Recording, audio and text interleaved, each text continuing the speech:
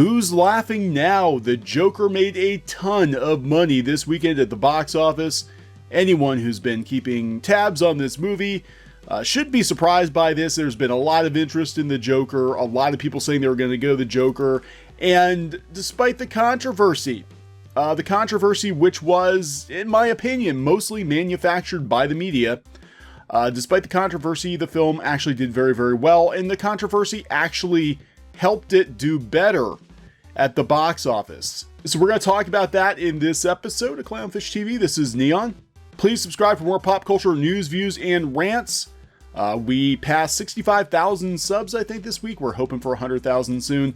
We talk about pop culture and all the craziness surrounding it. So Joker beats expectations with impressive international weekend opening. This coming from Comic Book Resources. Yeah, it made a lot of money. It actually made more money than people thought it was going to make, and some of the media outlets are salty about this. They have to make sure that you know this is still an awful movie. Although nothing tragic happened, thank God. They want you to know that, you know, it could have, and they were waiting. They're waiting for something bad to happen, and it did not. So Joker beats expectations. Despite the controversy surrounding the film, Joker brought in a massive haul at the international box office during the opening weekend. According to Variety, the Todd Phillips directed film brought in $140.5 million across 73 international markets. Combined with a domestic gross of $93.5 million, Joker earned $234 million. Vastly outperforming national and international expectations. Yeah, everybody thought this was going to be some art house film. Everybody thought that people were going to stay away because, you know, the incels were going to get them. The incels in clown masks were going to get them if they went to the theater. The top international performer was South Korea, which brought in $16.3 million after opening this past Wednesday. It's also the largest opening for Warner Brothers in that country. It was followed by the UK with $14.8 million, Mexico with $13.1 million, and Russia. Russia kicked in $10 million to Joker. Joker was the biggest 2019 opening for a Warner Brothers film in 39 markets, yada yada. Now, they just talk numbers. It's interesting, though, because everybody else has to put a spin on it. Like, they're really, really ass mad that the Joker made as much money as it did, that people did not stay away. They warned people. They told them that if they go to the theater to see Joker, that the incels were going to get them. That something bad was absolutely going to happen to them. That they should stay home. They should protest this movie. Everybody should stay away from Joker because it's just problematic. Literally, it's problematic. If you go out to Google News and you search for Joker problematic, there are a ton of articles written this weekend over the last couple days talking about how problematic the Joker is. Look at some of these headlines. Joker is a wildly uneven mess and a dangerous one. A dangerous one in the wrong hands. Does Joker have a problematic punchline? Joker review. Joaquin Phoenix is operatic in a problematic film. Joker movie review. Joaquin Phoenix mesmerizes Todd Phillips' entertaining but problematic treatment. Joker review. Joaquin Phoenix holds together a beautiful yet problematic film. All these within the last week.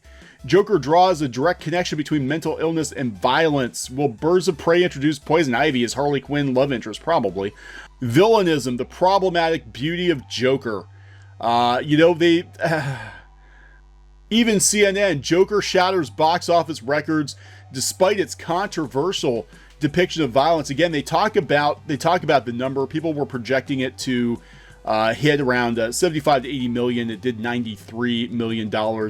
And then we get a couple paragraphs into it, and it's like, the murderous clowns and indiscriminate violence has put critics and authorities on edge, but they're forgetting the rest of the sentence because the media made this out to be a much bigger deal than it actually was. The media decided that Joker was public enemy number one. The FBI and Department of Homeland Security warned law enforcement ahead of the movie's Thursday night opening, but a number of threats to moviegoers were posted online. There were some. I mean, it did not turn out to be as big of a deal as people made it out to be. Clearly, the public was not intimidated by this. The backlash against Joker didn't stop audiences from heading to theaters in record numbers to see it. But I love this. Okay, so I think the controversy helped it this weekend, said the senior media analyst at ComScore. Became a cultural phenomenon. All the talk around the film made it a must-see event. Next paragraph, it's a must-see event, says the industry professional. Oh, it's only got a 69% score on Rotten Tomatoes. You know, and the box office is down 5%. You know, it's like they just can't just say, hey, the movie did really well. Thank God nothing bad happened. Joaquin Phoenix was good. And let's move on. We can't do that. They're going to talk about this for weeks, for months, possibly years. Now, this is interesting. IO9, which I expected... IO9 on Gizmodo, which I don't even know if IO9 is still a thing, because it seems like it's all been rolled into Gizmodo, which was sold for next to nothing, by the way.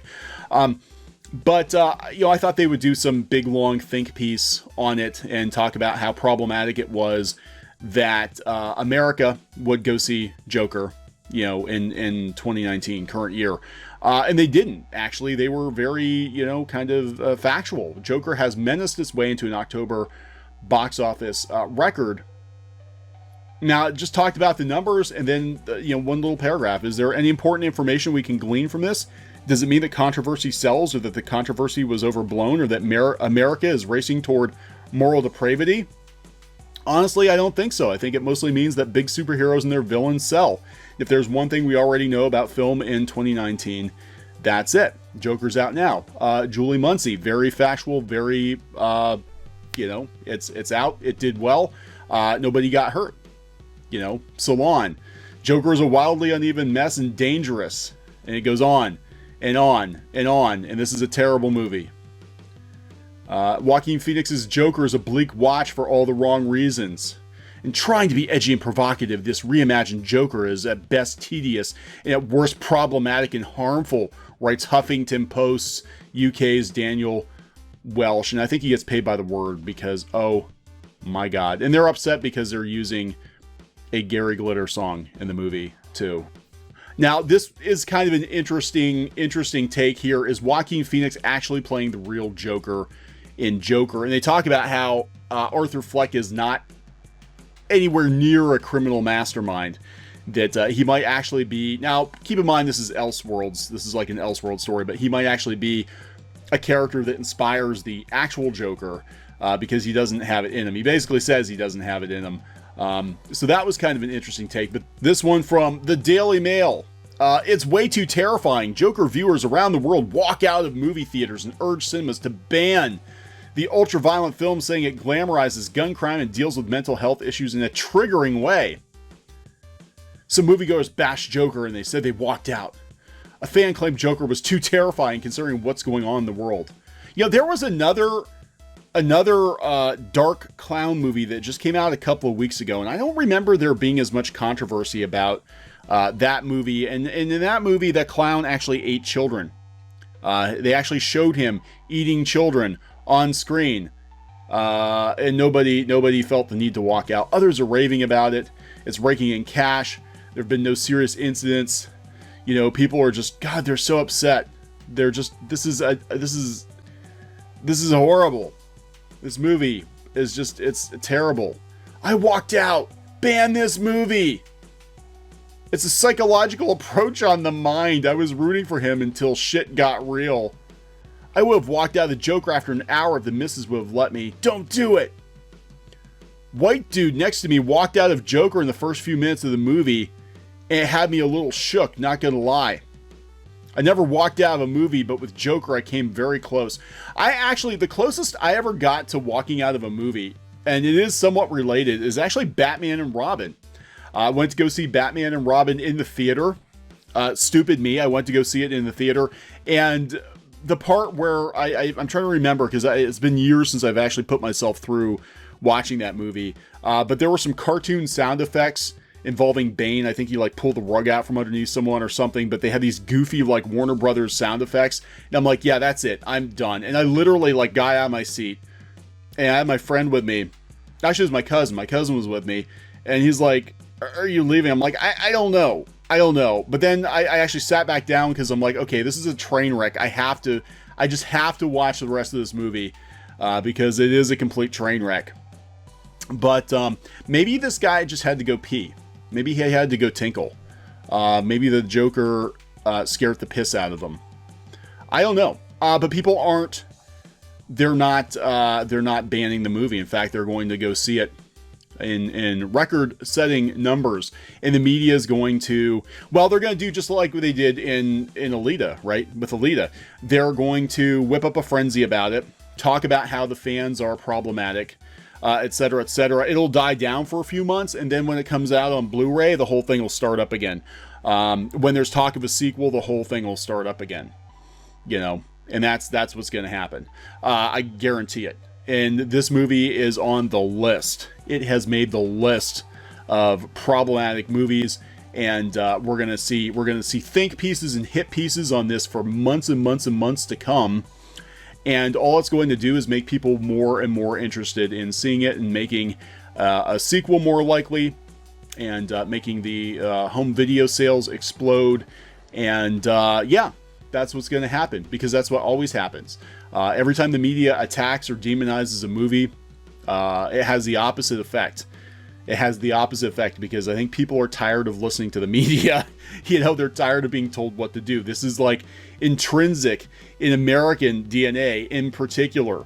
Americans don't like being told what to do. If you tell us not to go see a movie because it's bad for us, we're going to go do it anyway. That's just the way things work here in America.